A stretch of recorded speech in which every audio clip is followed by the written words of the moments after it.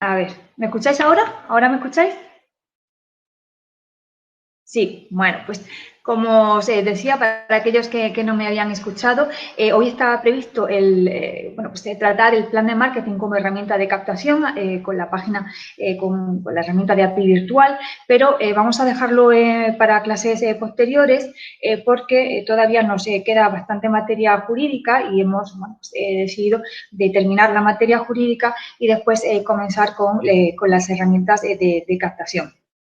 Por tanto, hoy vamos a ver el registro de la propiedad y posteriormente veremos bien la interpretación de las cargas que pueden aparecer en una nota simple o para no aburriros un poco, el martes que viene haremos eso o bien el plan de marketing como herramienta de captación y también los impuestos tanto de vendedor como de comprador.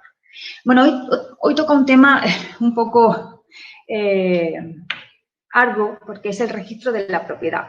Yo pienso que con el registro de la propiedad debéis conocer conceptos básicos, es decir, debéis conocer qué es el registro de la propiedad y cómo funciona, pero no más allá, no entrar en profundidad. Por lo tanto, hoy vamos a ver conceptos básicos para que entendáis lo que es el registro de la propiedad y su funcionamiento, pero bueno, pues, no tenéis que saber nada más allá porque bueno, es un tema un poco complicado.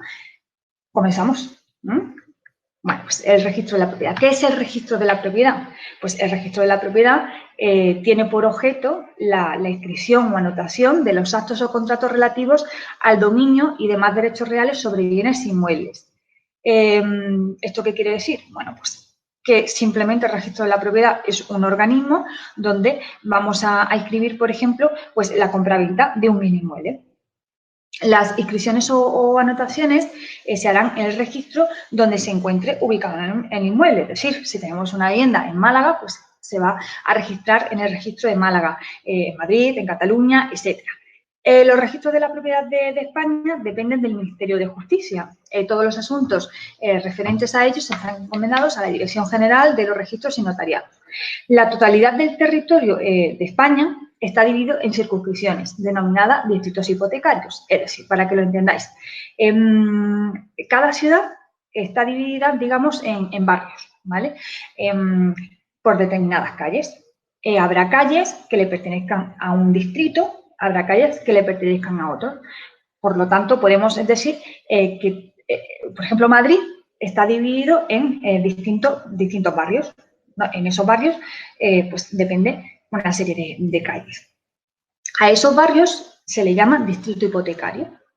Cada distrito hipotecario cuenta con un registro de la propiedad y cada registro de la propiedad tiene un registrador. En Madrid creo recordar que, por ejemplo, existen, digo Madrid porque es la ciudad más grande y es donde existen más registros. En Madrid creo recordar que existen 55 registros de la propiedad, imaginaros, y creo que le sigue Barcelona, que creo que tiene aproximadamente 30 registros, ¿vale? Bueno, pues la primera pregunta que os hago. ¿Es obligatoria la inscripción en el registro de la propiedad? ¿Siempre es obligatorio la inscripción en el registro de la propiedad o no siempre es obligatorio?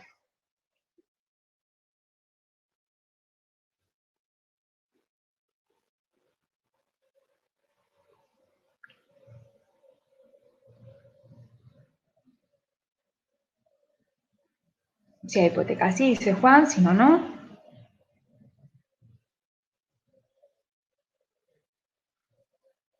Cecilia dice que sí, que es obligatorio.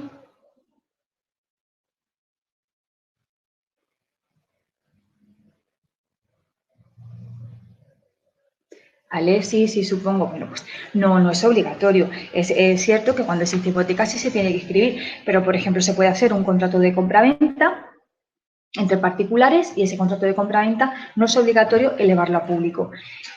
Recomendable siempre elevarlo a público. ¿Por qué? Bueno, pues porque tiene efectos frente a terceros. Y el contrato de compraventa privado, bueno, pues tiene efectos frente a las partes, no frente a terceras personas. Entonces, no es obligatorio, pero siempre es recomendable. En el caso de que exista hipoteca, sí, porque el primero interesado es el banco. El procedimiento para la consulta registral es a instancia de parte y de oficio. Las notas simples se piden a instancia de parte, que requieren una solicitud escrita por el interesado o también por burofax, por fax, de modo que puedan conocer la persona del solicitante, su nombre, su apellido, el DNI, y se puede consultar durante 3 años. Es decir, queda en el registro el nombre, el apellido y los datos del solicitante y se pueden consultar durante 3 años. La consulta también se puede realizar por medios telemáticos. Ojo, bueno, esto lo veremos después en otra clase de formación cuando veamos la interpretación de las cargas, pero ojo cuando solicitéis una nota simple, porque no siempre la nota simple os va a llegar positiva, es decir, cuando se solicita una nota simple, se solicita normalmente por datos registrales. Existe mucha problemática porque muchos se piensan de que el registro de la propiedad hace la búsqueda por referencia catastral, ¿vale? Y no es así. El registro no hace la búsqueda por referencia catastral. De hecho, cuando le indicas la referencia catastral, te dice, no, yo no hago la búsqueda por referencia catastral, hago la búsqueda por datos registrales. Los datos registrales son el número de finca, libro, tomo y folio de la finca. Claro, en ocasiones no sabemos los datos registrales de la propiedad, solo sabemos la dirección o el titular de la propiedad. Bueno, pues también realiza la búsqueda por titular y por dirección. Si ponemos solo la dirección, no vamos a obtener la nota simple porque el registro va a solicitar siempre más datos. Entonces, en caso de no tener los datos registrales, se tendrá que solicitar la nota simple mediante el titular, ¿no? O posible titular y la dirección. Ocurre a veces que, bueno, pues, por ejemplo, ha sido por herencia, se ha adquirido por herencia y no se ha cambiado el titular, sigue a nombre del anterior titular. Entonces, en la nota simple no aparece el nuevo titular que hemos aportado y el registro puede denegar la nota. Cuando el registro no encuentra la finca que nosotros hemos solicitado, deniega la nota. Bueno, pues diciendo que deniega la nota porque no encuentra esa finca o porque existe incoherencia entre el titular o por cualquier motivo que sea.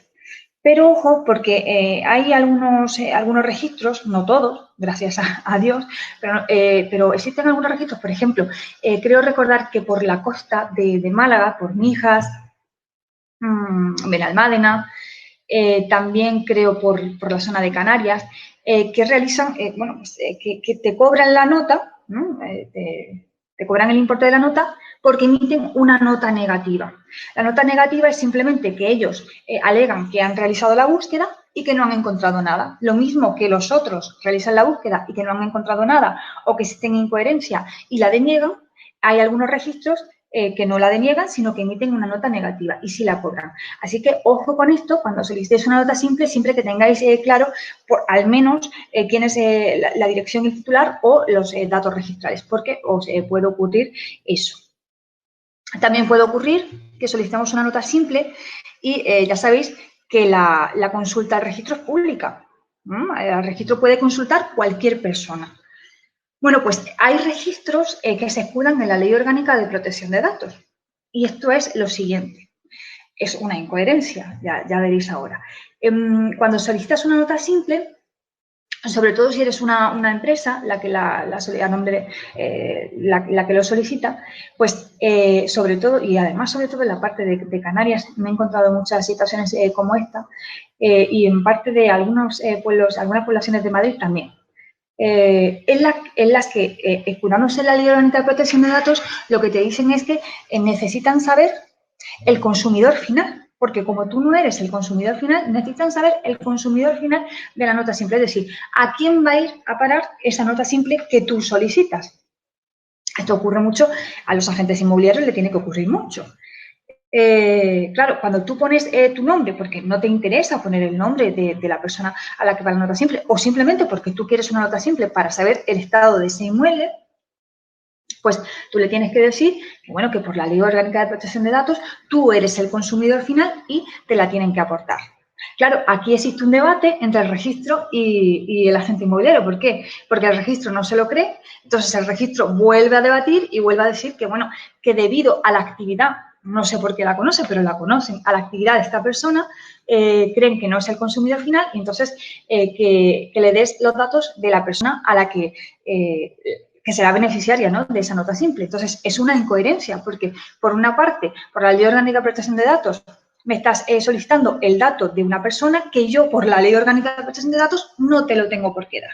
Bueno, pues ahí existe un debate, pero al final, bueno, pues gana el registro, porque si quieres la nota simple tienes que facilitarle el nombre. El truco, bueno, pues simplemente decir tu nombre y apellido y que tú eres el consumidor final de esa nota sin que intervenga nadie más, ¿vale? Eso sobre todo pasa en Canarias, así que yo creo que a Roberto pues le interesará si solicita una nota simple por internet, que Roberto yo creo que es de la zona de Canarias y alguno más que creo que también es de la zona de Canarias. Bueno, pues seguimos.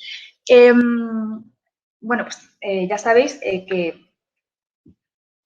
la consulta registral, el registro, se puede consultar de tres maneras: mediante manifestaciones, mediante certificaciones y mediante certificaciones especiales. A ver, que me preguntan, es que el chat no me va muy bien. ¿No es necesaria información registral para un contrato de compraventa? Sí, sí es necesario la información registral para un contrato de compraventa. De hecho, yo lo pondría como obligatorio. Lo único que hemos dicho que no es obligatorio inscribir un contrato, no es obligatorio en el sistema español, hoy día, no es obligatorio inscribir un contrato en el registro de la propiedad. Se puede hacer un contrato privado de compraventa y no inscribirlo en el registro de la propiedad. Además, eso suele pasar mucho y además con fincas antiguas, la mayoría de las fincas antiguas no están inscritas en el registro de la propiedad, sino lo que existe es un contrato privado entre las partes y vas al registro y no encuentras absolutamente nada. ¿Por qué? Porque no está escrito, porque no es obligatorio. Sí que es recomendable.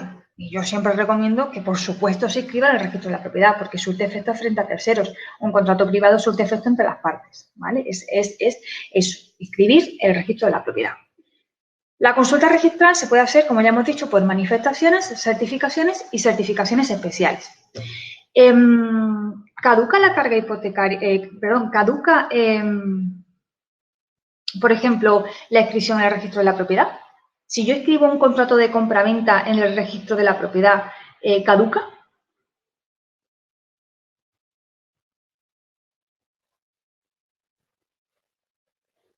No, efectivamente no caduca y no tenemos necesidad de renovarla. No es como alguna carga que existe con afecciones urbanísticas, con afecciones fiscales, que sí caduca y además caduca a los 5 años y en el caso de que se quiera continuar con esa carga se tendrá que renovar, ¿vale? Pero la inscripción en el registro de la propiedad de un contrato no caduca, por tanto no tenemos que renovarla. Bueno, pues como decíamos, la consulta registral se puede hacer mediante manifestaciones, certificaciones y certificación especial. Las manifestaciones, ¿qué es la manifestación? Pues consiste simplemente en la consulta de los libros del registro de la propiedad. Pueden ser de dos tipos: la mera exhibición del libro en las propias dependencias del registro cuando el registrador no lo esté utilizando, y la más usada es la nota simple, que supone una información de manera escrita y que en la práctica consiste en la entrega de una fotocopia de aquello que ha interesado el particular. Ambas notas se diferencian del certificado, es decir, la exhibición de los libros, la propia dependencia del registro, la nota simple, que es la más usada, se diferencian del certificado que no tiene garantía plena de la existencia de la inscripción que contiene. Es decir, ahora veremos que la certificación contiene pues, todas las cargas vigentes y no vigentes, los titulares actuales y los titulares anteriores. La nota simple no, la nota simple pues, contiene el titular actual.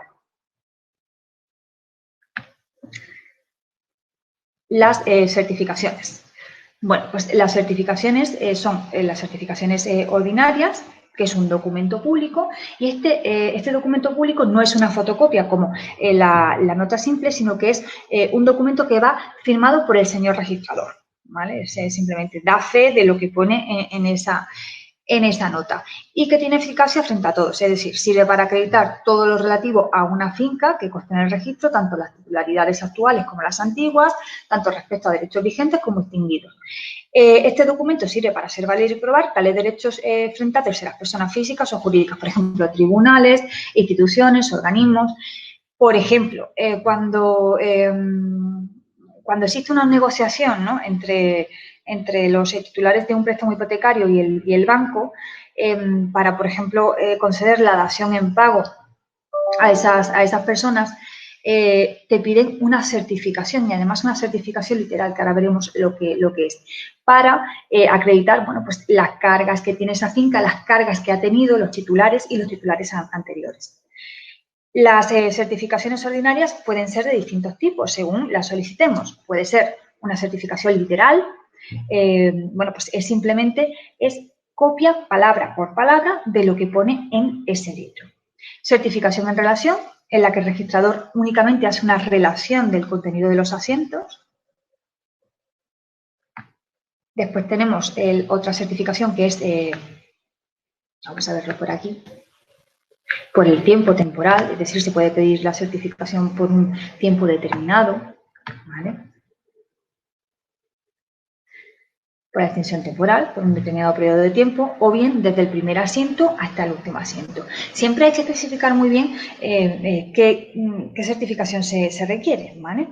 En la atención al contenido, pues un certificado de negativo, que expresa la no existencia de asientos de ninguna especie o nombre de ciertas personas, a favor o a cargo de una determinada persona, o asiento de una determinada clase. También atendiendo a la clase, puede ser por las cargas, ¿vale?, que se produzcan, es decir, las cargas, todas las cargas que tenga la finca, o por la titularidad, o mezcladas, ¿vale?, titularidad y cargas, que es la que se suele utilizar. Tanto la certificación literal como el certificado de dominios y cargas es la que más se suele utilizar. Y después tenemos las certificaciones especiales, que pueden ser de dos tipos. La certificación con informe simplemente es la petición por escrito y además bueno, pues contiene un breve informe del registrador, que no es vinculante, no vincula para nada, bueno, pues que explica la situación jurídica registral de la finca. Y la certificación con información continuada, que consiste en un certificado que se refiere a los asientos de presentación que afecten a la finca determinada y que se realicen desde la expedición del certificado hasta transcurridos 30 días después de la solicitud, ¿vale? Estas son certificaciones especiales que la mayoría de los casos, bueno, pues seguramente no la vais a solicitar nunca, pero bueno, es conveniente de que por lo menos sepáis simplemente la definición para que os pueda sonar en un caso determinado. Bueno, pues ya hemos visto las consultas registrales. Me preguntas cuál es la literal. La literal es simplemente la copia, el contenido de lo que contiene el libro, palabra por palabra, ¿no? Es simplemente eso. Las certificaciones especiales. Y ahora vamos a ver la diferencia entre una nota simple y las certificaciones. Bueno, pues la diferencia entre una nota simple y las certificaciones es que en la nota simple es puramente informativa, ¿vale? Es decir, sirve para que quien la solicita conozca el contenido básico del registro y solo respecto a los titulares, derechos y cargas vigentes en el momento de la solicitud. Por tanto, a través de la nota simple no se puede dar información de titulares antiguos o cargas ya canceladas, ¿vale? ¿Qué pasa? Pues con el certificado sí, con el certificado va a aparecer todos los titulares que ha tenido esa propiedad y todas las cargas, tanto las vigentes como las ya caducadas, que sabéis que las caducadas pues pueden desaparecer. Esa es la principal diferencia. Y además, otra de las diferencias fundamentales que ya lo hemos dicho, que el certificado surte efectos frente a terceros, es decir, va firmado por el registrador y surte efectos frente a terceros. ¿Qué ocurre? Bueno, pues que la nota simple, pues es por la confianza, ¿no?, que tenemos en el registro para las operaciones pequeñas que no necesitan, bueno, pues, por ejemplo, acciones judiciales. Por ejemplo, para una compraventa, pues se solicita una nota simple, no es necesario un certificado literal de la finca. Bueno, pues, ¿vosotros creéis que el banco, ¿no?, la entidad bancaria concederá un préstamo hipotecario si en la nota simple aparece alguna carga hipotecaria anterior, aunque ya esté saldada esa carga hipotecaria, ¿podría el banco conceder la hipoteca o es necesario cancelarla y eliminarla para que el banco te conceda la hipoteca? Muy bien, Marco, sí, efectivamente. Hay que cancelarla primero. ¿Por qué? Porque el banco no, aunque a pesar de que se encuentre saldada, el banco no está dispuesto a conceder el préstamo hipotecario, por tanto, hay que eliminarla. Pero, ojo, sí, es cierto que tenemos que eliminarla, pero una carga hipotecaria que aparezca en la nota simple, que se encuentre saldada, ¿prescribe? ¿O tenemos obligación de eliminarla? O prescribe en algún momento. Eso no prescribe nunca, se queda ahí si no decimos de eliminarla o tiene algún periodo de prescripción, prescribe.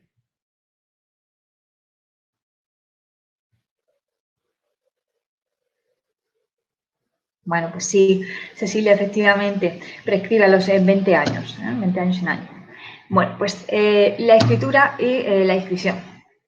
Nuestro registro de la propiedad sigue el sistema folio real. Esto quiere decir que para cada finca, ¿vale?, se abre un folio y en este folio se practicarán todas las anotaciones posteriores. Es decir, una finca accede al registro y posteriormente se abre un folio para esa finca, con un número de finca, y posteriormente se van escribiendo pues todas las anotaciones de esa finca. Por ejemplo, si se produce una compraventa de esa finca y se cambia el titular, pues ahí se va a anotar el cambio de titular, ¿vale? La inmatriculación, ¿qué es la inmatriculación? Bueno, Marco, a los 20 años, bueno, pues hay hipotecas muy antiguas, ¿eh? Además de bancos que ya han desaparecido, ¿no? Y no es necesario de tener un gasto adicional para cancelar la nota simple. Te escribe a los 20 años. Bueno, pues la inmatriculación simplemente es el acceso por primera vez a una finca que no se encontraba inscrita en el registro de la propiedad. Por tanto, se va a abrir un folio donde se va a inscribir esa finca. Este acceso tiene un carácter voluntario, ya sabéis, no es obligatorio inscribir en el registro de la propiedad, de forma que, bueno, pues, las fincas que no están matriculadas, de forma que todas las circunstancias que inciden sobre la misma son al margen del registro. Por tanto, lo que hemos dicho antes, no es obligatorio inscribir en el registro de la propiedad, por tanto, si no es obligatorio inscribir en el registro de la propiedad, todo lo que ocurra sobre esa finca, pues estaremos al margen porque no lo conoceremos, solo surte efecto entre particulares. ¿Qué ocurre? Pues aunque no sea obligatorio, sí es recomendable. ¿Cómo accede una finca? Pues una nueva finca que no se encuentra en el registro accede a través de la inmatriculación. Se realiza practicando en el registro una inscripción en la que se declara cuál es el propietario actual. Esta inscripción abre un folio, como ya hemos dicho, con todas las vicisitudes de la finca. Pueden ser solicitadas por el propietario o por el titular de un derecho real limitado, por ejemplo, por el usufructuario. Eso es la inmatriculación, el acceso al registro de la finca. La inscripción, pues son los sucesivos actos que se recogen en el folio correspondiente a una finca, lo que hemos dicho antes. Se inscribe una finca de nuevas, que eso es la inmatriculación, y posteriormente a los años, a los 5 o 6 años, a lo que sea, se produce la compraventa de esa propiedad. Bueno, pues ese nuevo titular se va a inscribir en ese folio, que es la inscripción. Vamos a sacar un préstamo hipotecario y vamos a poner esa finca como, bueno, pues como garantía de préstamo hipotecario, pues se va a inscribir en ese folio, esa es la inscripción. Para que los actos y contratos sean inscribibles en el registro de la propiedad, ya sabéis, es mediante escritura pública. Por ejemplo, un contrato de compraventa realizado entre particulares no se puede inscribir en el registro de la propiedad si no pasamos antes por notaría. ¿Vale? Hacemos un contrato privado de compraventas, un contrato de arras, que ahora es lo más usual, contrato de arras de compraventas, tenemos que acudir al notario, hacemos escritura de compraventa de ese inmueble y posteriormente acudimos al registro de la propiedad. Es imposible acudir al registro de la propiedad con un contrato privado. Siempre tiene que ser un contrato público y el contrato público, bueno, pues se consigue elevando a público ese contrato ante notario. Ya hemos visto la inmatriculación, la inscripción. Declaración de obra nueva. Bueno, pues simplemente la declaración de obra nueva se refiere tanto a las nuevas plantaciones respecto a una finca rústica, a una construcción de nuevos edificios o las mejoras de las fincas urbanas. Por ejemplo, la declaración de obra nueva, tenemos una vivienda donde hacemos una, por ejemplo, no sé, ahora que estamos en verano, una piscina, ¿no? Bueno, pues habrá que inscribir esa declaración de obra nueva que hemos hecho en la vivienda. Los notarios y registradores, para autorizar o escribir la escritura de obra nueva, exigirán lo siguiente: en la obra nueva de construcción, la licencia de edificación, certificado del técnico de ajuste de la obra del proyecto autorizado. La terminación de la obra se hará constar por acta notarial. En la obra nueva terminada, licencia de edificación, certificado del técnico competente, por el proyecto autorizado. Tanto las licencias como las certificaciones han de testimoniarse en las escrituras, es decir, se tendrá que primero realizar una escritura de obra nueva y con esa escritura de obra nueva acudir al registro para inscribir esa obra. Escritura de división horizontal, ya sabéis, los edificios que se encuentran en régimen de división horizontal se escribirán en el registro como una sola finca, es decir, el solar, ¿vale?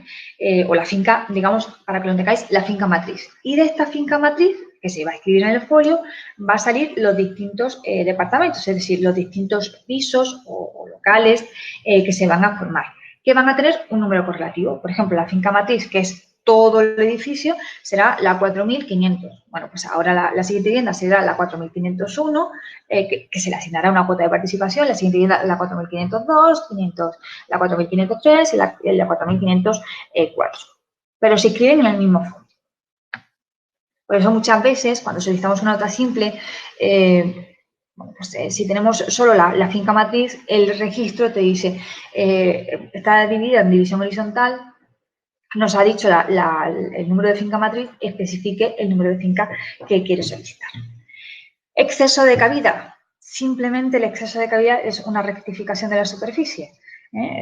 Porque, por ejemplo, tiene una vivienda, tiene más superficie que la que aparece en el registro. Es simplemente eso. Se realiza a través de la declaración del que tiene inscrita la finca, cuya descripción ha de ser rectificada, o por la nueva descripción, que de ella se hace con un título de derecho real, por un documento público o judicial que declare el exceso de cabida o por el acta de notoriedad. Agrupación, segregación, deslinde y agregación. ¿Qué es la agrupación? Consiste en la unificación de dos o más fincas para formar una nueva finca. Es decir, tenemos, por ejemplo, 3 fincas y esa finca de esas fincas queremos formar una nueva. En el registro se escribe como nueva la resultante de la agrupación, con número diferente. Es decir, si las que ya existían tienen la 4100, 4200 y 4300, pues se escribirá con un número nuevo de finca. Las inscripciones de las fincas anteriores se hace constar al margen derecho de la agrupación.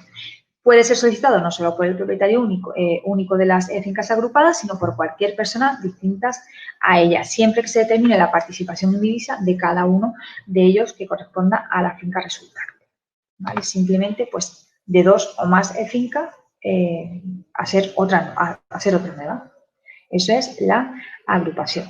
Las agregaciones, pues es exactamente igual, ¿vale? Sobre una finca inmatriculada, pero la diferencia entre la anterior es, bueno, un segundito, me he pasado la segregación, vamos a ver la agregación, es simplemente que se exige para la agregación que tenga la finca como mínimo una superficie del quintuplo de la suma de las que se agreguen. Si es de menor extensión, pues se hará la operación anterior. La inscripción se realizará en el folio de la finca mayor sin alterar la remuneración describiendo la finca resultante, poniendo notas marginales de referencia en cada finca matriz. Venga, continuamos. La segregación se produce cuando se separa una parte de una finca inscrita para constituir otra finca. Es decir, tenemos una finca y esa finca, pues de esa finca nace otra finca.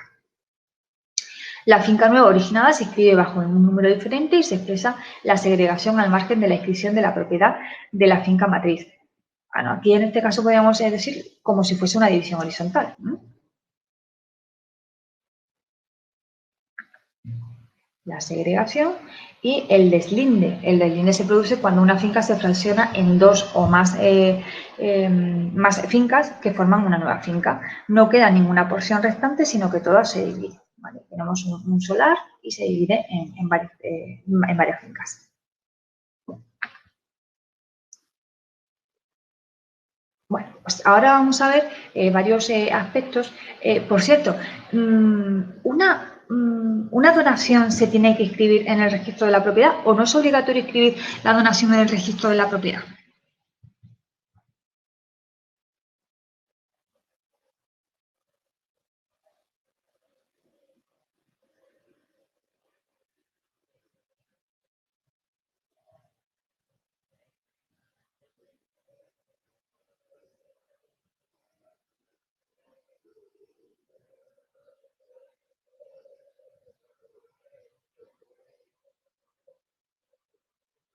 Exactamente. Exactamente. Bueno, no es, ya sabéis que se tiene que inscribir en el registro de la propiedad. Como siempre digo, no es obligatorio, es preceptivo, pero sí hay que inscribir en el registro de la propiedad. ¿Un contrato de opción de compra se puede inscribir en el registro de la propiedad? ¿O no se puede inscribir en el registro de la propiedad un contrato de opción de compra?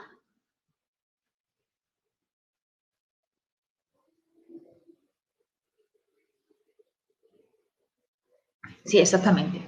Sí se puede. Sí se puede inscribir un contrato de opción de compra, se puede inscribir cualquier contrato, referente a un bien inmueble. Este contrato, ya sabéis, ¿es necesario acudir a notaría para elevar ese contrato público, el contrato de opción de compra, o no es necesario?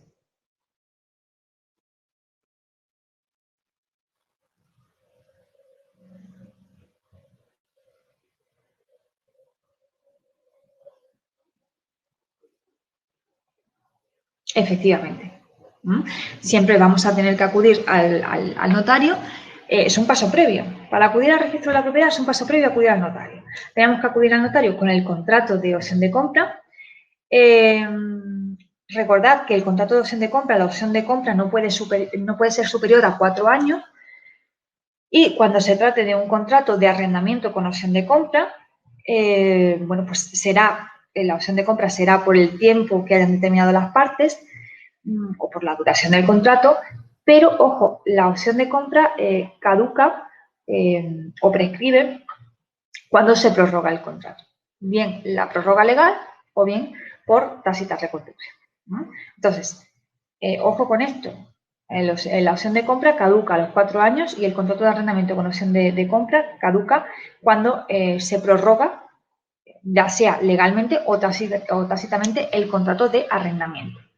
Y sí, para el registro de cualquier documento siempre hay que elevarlo a público mediante notario. Bueno, pues ahora vamos a ver ciertos aspectos de cómo se escribe, por ejemplo, una compraventa, de cómo se escribe una donación, una herencia, para que veáis los requisitos y los documentos que vamos a necesitar para escribir la compraventa. Bueno, pues ya sabéis, la compraventa es muy fácil. Vendedor y comprador acuden a notaría, bien con el contrato privado de compraventa para que se eleve ese contrato a público, o bien se hace una escritura pública de compraventa. Las partes pueden elegir libremente el notario, ya lo sabéis.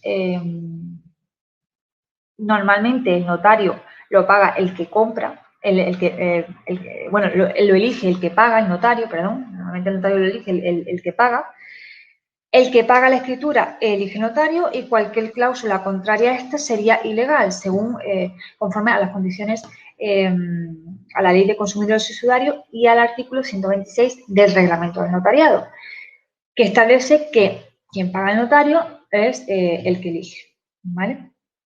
Una vez otorgada la escritura pública de compraventa, es decir, una vez el notario nos ha hecho la escritura, debemos de liquidar los impuestos, que ya sabéis que en el caso de que sea obra nueva se tendrá que liquidar IVA y actos jurídicos documentados. El IVA, si es de vivienda, es al 10%, si es de local, de naves, al 21%, si es en Canarias, creo que sé recordar que es al 6%, y Si es una vivienda de segunda mano o posteriores transmisiones, se tendrá que pagar el impuesto de transmisiones patrimoniales, que depende de cada comunidad autónoma. Este impuesto depende de la comunidad autónoma. Entonces, cada comunidad autónoma establece unos tipos impositivos. Por ejemplo, puede ser el 10, puede ser el 8, puede ser el 6. Además, la mayoría de las comunidades autónomas también establecen una serie de requisitos con los que se pueden beneficiar determinadas personas. Por ejemplo, el menor de 35 años, que vaya a constituir una vivienda habitual, la familia numerosa suele tener un tipo de más reducidos, las personas con discapacidad, etcétera. Y en el caso de que se vaya a solicitar hipoteca, los actos jurídicos documentados, que bueno, que ya sabéis que por la nueva ley hipotecaria, por la modificación de la nueva ley hipotecaria, depende, lo asume el banco, no lo tiene que asumir el cliente. Vale, bueno, pues con todo esto acudimos a la oficina liquidadora, liquidamos los impuestos y una vez liquidados los impuestos, con la escritura de compraventa y el impreso de los impuestos pagados, acudimos al registro de la propiedad. El registro debería de tardar aproximadamente 15 días en inscribir la venta y devolver la documentación al interesado. Debería de tardar, pero depende de la carga del registro, es decir, 15 días puede tardar, como puede tardar 30 días.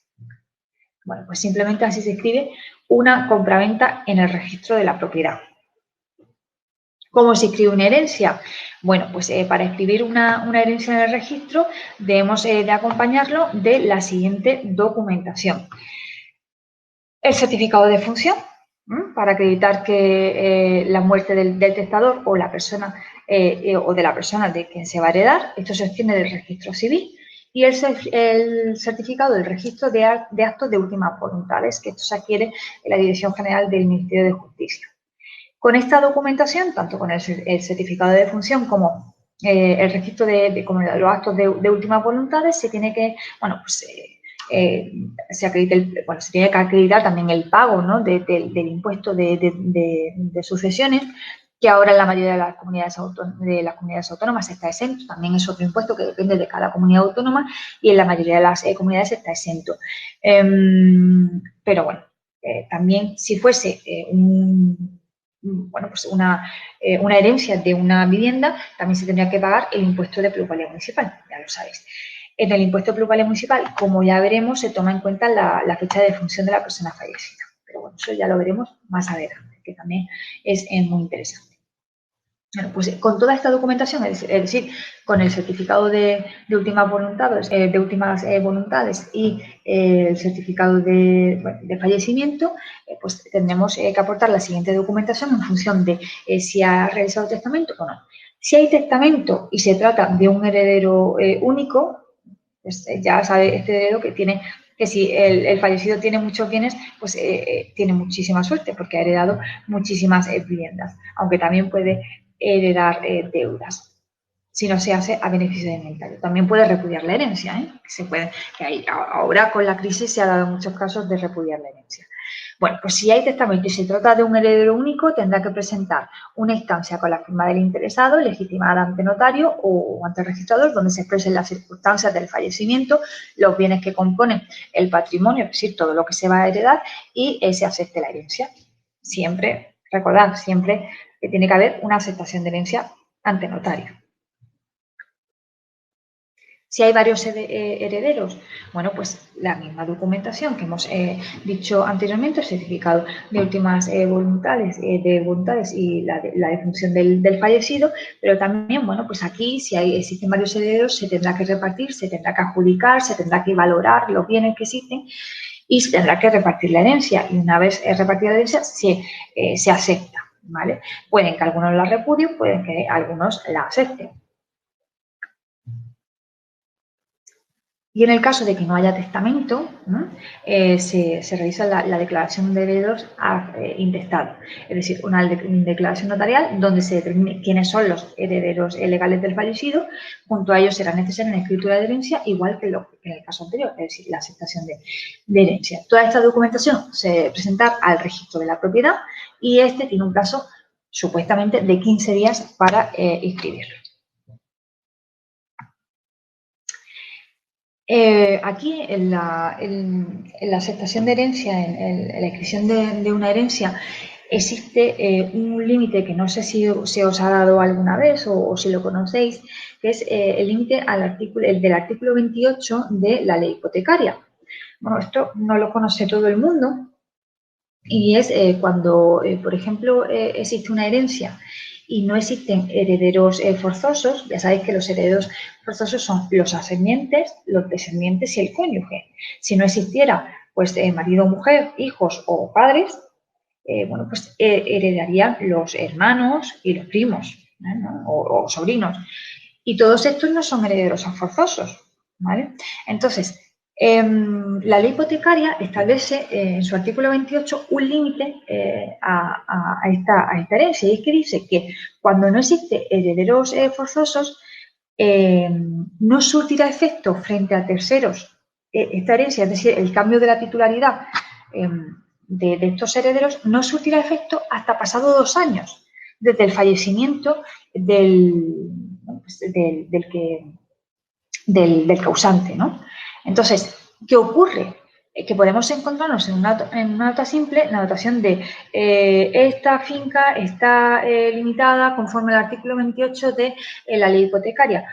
Ojo, ¿qué ocurre aquí? Porque, claro, los herederos, que no son herederos forzosos, pero que ya tienen inscrita en el registro de la propiedad su titularidad, aunque no surte efecto frente a terceros, claro, eso lo sé ahora que he mirado el artículo 28, aunque no surte efecto frente a terceros hasta pasado 2 años, pero sí se ha cambiado la titularidad. Aquí aparece Ramón y Juan, que son los herederos de esta vivienda. Y me han dicho que quieren vender esta vivienda. ¿Qué podemos hacer? Porque, claro, con este límite del artículo 28 puede ocurrir que en el plazo de 2 años aparezca una persona que acredite o que diga, oye, yo también tengo derecho a heredar, ¿vale? Imaginaros, no sé, un cónyuge que no sabía que había contraído matrimonio o un hijo secreto, ¿no? ¿Vale? Entonces, claro, si aparecen en estos 2 años, también tiene derecho a heredar. ¿Qué ocurriría? Bueno, pues que se tendría que abrir un procedimiento donde se hiciera de nuevo el reparto de la herencia. O, por ejemplo, si fuese el cónyuge, la vivienda le pertenecería a él, no a esos herederos que no son forzosos. ¿Qué ocurriría? Bueno, pues ahí que se produce una situación de inseguridad jurídica total para el comprador. ¿Por qué? Porque, claro, hasta que no transcurra el plazo de 2 años, el comprador no sabe seguro si va a aparecer un heredero que tenga también derecho a heredar ese bien. Y bueno, puede ser, no es muy usual, pero puede ocurrir. En estos casos, bueno, pues se abriría un procedimiento. También el comprador quedaría por el artículo 32 de la ley hipotecaria, como cuando se adquiere de buena fe, quedaría amparado por esa buena fe, ¿no? el comprador, y bueno, pues no tendría que devolver el inmueble, ¿no? Sino que sería el nuevo titular, porque ya está inscrito en el registro de la propiedad, y al encontrarse inscrito en el registro de la propiedad, bueno, no lo pueden despojar de su derecho. Aunque exista esa limitación, no lo pueden despojar de su derecho. Entonces, se mantendría la compraventa, pero bueno, pues los que recibieron ese importe, pues se tendrían que repartir con el que ha aparecido, que tiene también derecho a heredar. Bueno, pero se crea ahí una situación de inseguridad jurídica que, bueno, pues se puede ir para un lado o puede ir para otro. ¿Qué se suele hacer? Bueno, pues se suele hacer que cuando existe esto, los compradores son reacios a comprar. Yo lo sería. Como solución, pues un contrato de alquiler con opción de compra se puede realizar para que transcurran esos 2 años y en esos 2 años ya se pueda vender libremente la vivienda porque ya son titulares de pleno derecho. ¿Qué ocurre? Cuando el comprador necesita financiación, necesita sacar un préstamo hipotecario para la compra del inmueble, puede que muchos bancos, además, de hecho, es así, muchos bancos denieguen la financiación. ¿Por qué? Porque existe este límite del artículo 28 de la ley hipotecaria. Claro, el banco también se queda sin garantía. Entonces, bueno, algunos bancos acceden a conceder el préstamo siempre y cuando incorporan una condición resolutoria en la cual se dice que, bueno, que si aparece un heredero en el plazo de estos 2 años, pues que la operación quedará extinguida. Pero, bueno, suelen ser los menos. En la mayoría de los casos siempre ponen muchas trabas cuando ven el límite del artículo 28 de la ley hipotecaria. Entonces, bueno, pues siempre advertir, cuando os encontréis esta situación, siempre advertir muy bien al comprador, porque, bueno, es una situación importante y además es una situación que puede acarrear consecuencias negativas. Entonces, siempre advertir y proponer otras posibilidades, por ejemplo, el contrato de arrendamiento con opción de compra. Bueno, pues ¿cómo se escribe una cancelación de hipoteca? Ya sabéis, la cancelación de hipoteca, hemos visto que la hipoteca, cuando ya está saldada, prescribe a los 20 años, pero bueno, cuando por ejemplo, se quiere transmitir el bien inmueble y todavía no ha transcurrido 20 años o se quiere sacar otro préstamo hipotecario y todavía no ha transcurrido 20 años, lo normal, además lo van a exigir, si yo fuese comprador lo exigiría, que esa carga se eliminase. El propietario de la finca que ha pagado la deuda puede elegir solicitar la cancelación del registro o dejar la finca como está. Es decir, no pasa nada si no se va a transmitir la finca o no se va a solicitar un préstamo hipotecario, no pasa nada porque esa anotación aparezca ahí, aunque esté bueno, pues ya prescrita. ¿Por qué? Porque está prescrita porque se ha pagado la deuda. No ocurre nada, pero siempre cuando se va a transmitir la propiedad, el comprador no quiere que aparezca ahí. La cancelación de hipoteca conlleva el pago de los aranceles notariales. ¿Y qué hay que hacer? Bueno, pues acudir al banco. El banco tiene que emitirnos un certificado de deuda cero, acudir a la notaría, acreditar que, bueno, pues, que esa hipoteca está saldada y posteriormente acudir al registro de la propiedad. Ojo, siempre que lo haga el vendedor, que no lo asuma nunca esta función el comprador. ¿Por qué? Bueno, pues porque el comprador no puede obtener el certificado de deuda cero. ¿Por qué? Porque los bancos alegan que por la Ley Orgánica de Protección de Datos, de nuevo, la famosa Ley Orgánica de Protección de Datos, no pueden dar esa información a una persona que no es titular de ese inmueble. Entonces, ponen muchísimas pegas y muchísimas trabas y al final no conceden el certificado de deuda cero. Por tanto, esa carga se va a quedar ahí. Evidentemente, si la concederán, si se interpone un pleito. Pero bueno, de buenas, el banco no está dispuesto a cancelar la hipoteca siempre y cuando sea de parte del comprador. Entonces, siempre que aparezca una carga hipotecaria y se vaya a cancelar, siempre que se haga el cargo el vendedor, que nunca la asuma el comprador. Porque muchos compradores, bueno, pues no, yo cancelo esa hipoteca, ¿no? Esa anotación de hipoteca. No, siempre que sea el vendedor, porque existen muchísimos problemas y después acuden a la agencia y la culpa es del agente inmobiliario. ¿Cómo se inscribe una donación de una vivienda? Bueno, pues en la donación exactamente igual. Se va a notaría, en notaría se realiza la escritura de donación, se pagan los impuestos correspondientes. Ya sabéis que ahora en la mayoría de las comunidades autónomas están exentos la mayoría de los del impuesto, tanto de sucesiones como de donaciones. Y, bueno, cuando no estén exentos sí que existen muchas bonificaciones, por lo que hoy en día pues la sucesión o la donación sí que es rentable. Y después, posteriormente, una vez se han liquidado los impuestos, pues te tendrá que acudir, si es una vivienda, tendrá que liquidar el impuesto de plusvalía municipal y acudir al registro con toda esa documentación, ¿vale?